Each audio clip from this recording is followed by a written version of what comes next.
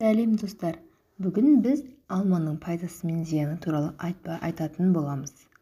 Алманың құрамында С, В1, В2, Р, Е сияқты дәрумендер мен марганец, калий, кальций, фосфор, натрий, молибден, мырыш, барий микроэлементтеріне бай.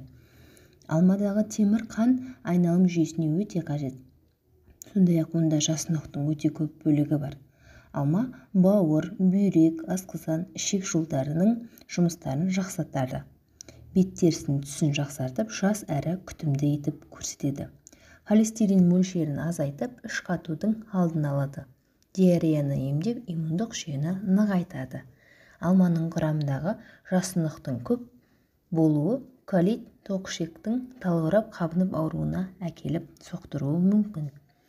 Және де асқазан ішек жолдарының жұмысына зиян тигізуі әбден мүмкін екендігін айтады.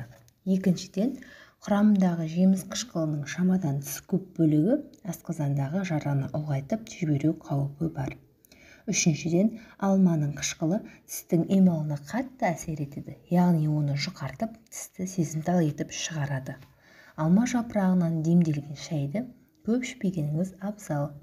Мұның қант диабеті ауруына шалдықтыруы мүмкін екендігі дәлел.